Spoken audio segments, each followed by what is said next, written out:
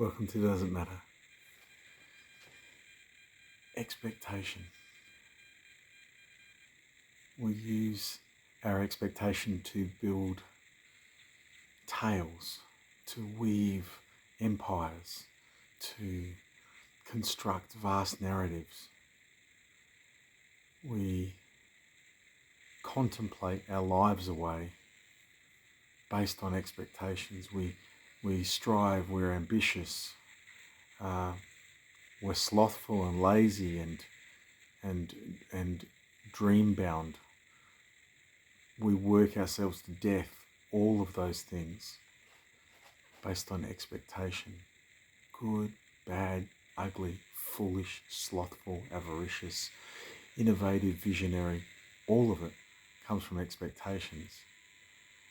Much as desire and fear, expectation is something that is neither good nor bad, or wrong nor right. It is a feature of our consciousness. It is an emergent property of what makes us human, what makes us conscious beings. It also binds us. It also sometimes limits us. It also prevents us from remembering what we are. I think humans become very easily invested in our expectations. I'm certainly very guilty of that. If you're passionate and you're somewhat visionary, if you're a creative, it's a big deal. That happens. You're particularly vulnerable to that. It's really easy to be carried away with expectations, and they are delightful. We spin ourselves wonderful dreams, visions, hopes, and they carry us to places that we can only imagine. That's actually good. That's actually necessary a lot of the time. If that's all that happens though, and it's not followed by post-expectation effort, then yeah, it's not so good then, you're wasting all that perfectly good imagination. Also, sometimes dreams have to die. Sometimes expectations have to change. And so it's really important to be able to curate that expectation, to curate it, such as same with fear and desire. You have to be able to curate what you hold true.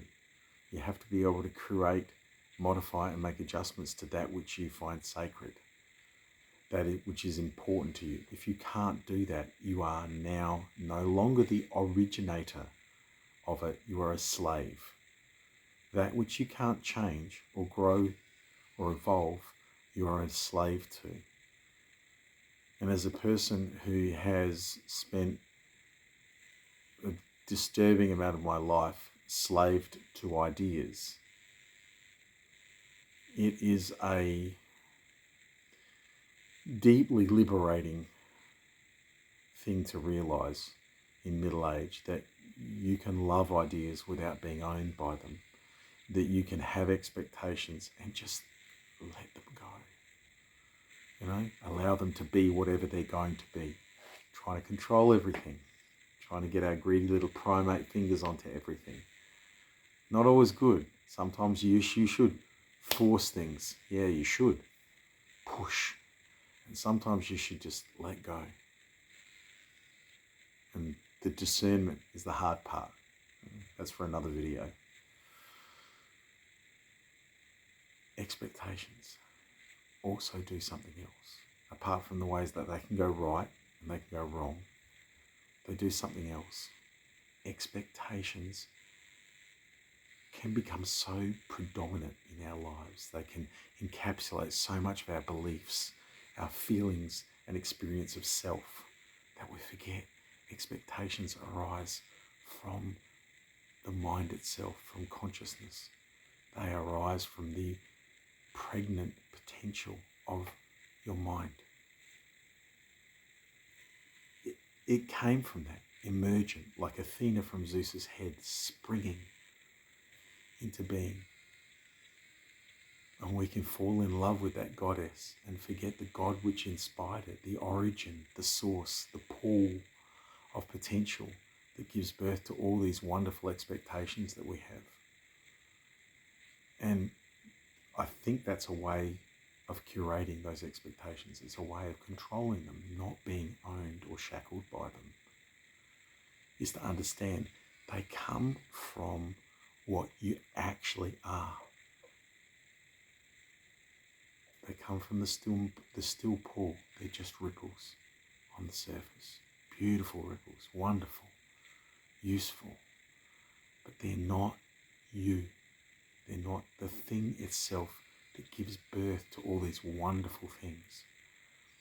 And if you can remember that, if you can use breath, meditation, contemplation, the philosopher's tools, to bring yourself back through stillness, you won't be a slave to expectation. Disappointment will not crush you. You can't avoid pain unless you want to live a life free of all desire and expectation. Sounds pretty boring to me. But you can liberate yourself from the worst of it. You can move on to the next thing that might emerge from your consciousness or from the consciousness of someone else. We live in a civilization full of still pools, producing vast amounts of wonderful stuff.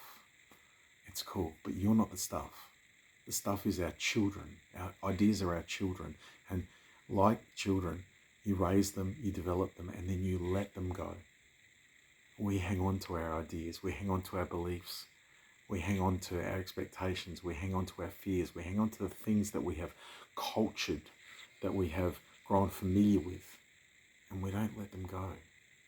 And as a result, we become slaves. Worse still, we forget who we are. We forget what we are.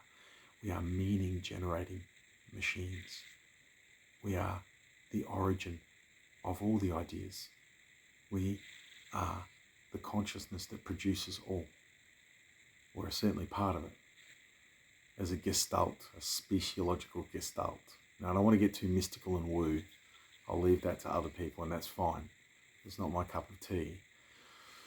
But I do think, and I do sense, that consciousness is something both very natural, but incredibly powerful and exotic.